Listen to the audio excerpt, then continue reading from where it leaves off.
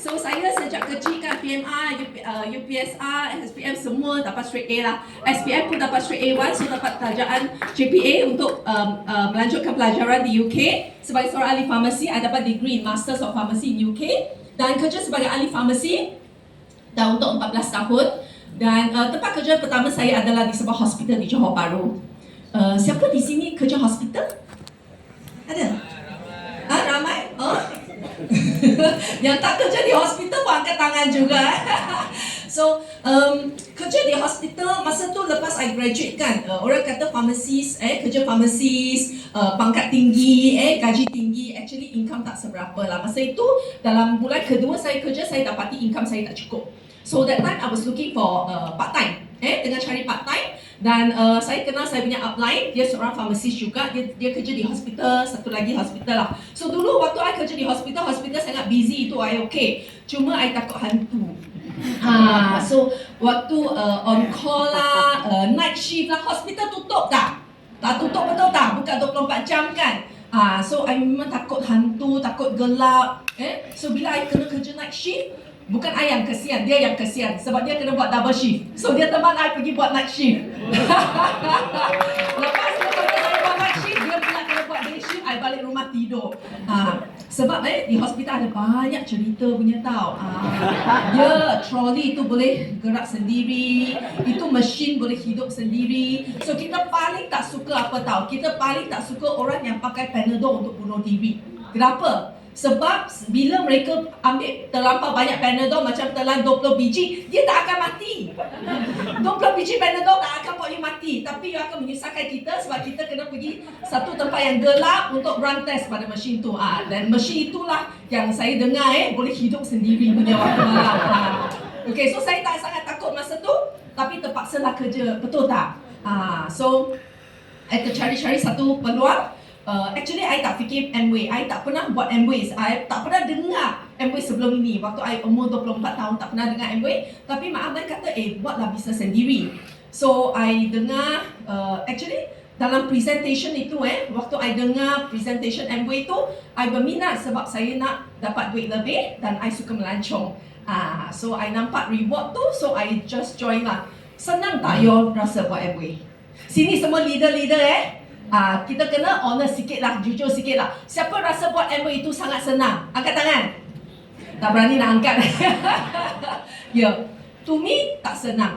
Tak senang tapi keep trying. So dalam tahun kedua saya buat Amway, income saya dalam Amway adalah sama dengan gaji sepenuh saya sebagai seorang ahli farmasi. Dan dalam tahun ketiga saya buat Amway bersama my husband, income kita dalam Amway adalah mencecah, melebihi gabungan gaji kita berdua sebagai ahli farmasi.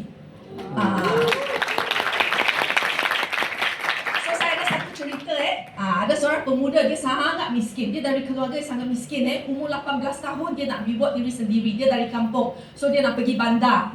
So dia pergi bandar, dia nak beli satu hadiah lah untuk diri dia sendiri. So dia ada RM20 dalam poket dia. So dia pergi bandar, dia tengok-tengok tak tahulah ada banyak benda dia boleh beli tapi dia nampak seorang tukang tilik nasib. You know, fortune teller. So dia pergi this fortune teller depan dia kata, okay, saya nak tengok sikit macam mana hidup, sama ada hidup susah saya ni akan berlarutan tak, berlanjutan tak. So umur dia 18 tahun, dia kata, okay, dia bagi tahu tukang tilik nasib tu, I want to know, fortune teller, can you tell me 5 years later, am I still going to be poor? Am I still going to hidup susah macam ni tak? So dia tanya fortune teller tengok muka dia, tengok tapak tangan dia, lepas tu bagi tahu dia, boy, 5 years later, you masih lagi poor, you will still be susah, hidup susah. So dia sangat very sad. Dia ketawa, very sad. Okay, so dia very disappointed. Lepas tu dia keluarkan RM5. Tadi RM5, sekarang dia keluarkan RM5 lagi. Dia tanya tukang tilik nasib tu, okay, how about 10 years later? 10 years later, will I still be poor? Will I still hidup susah tak?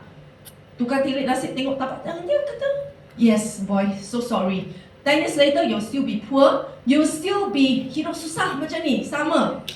So dia rasa sangat-sangat kecewa dah. Tapi poket dia tinggal RM10. So dia kata, kalau nak beli barang pun tak cukup. So dia so dia bagilah tukang tilik nasib dia. Dia ask one last time.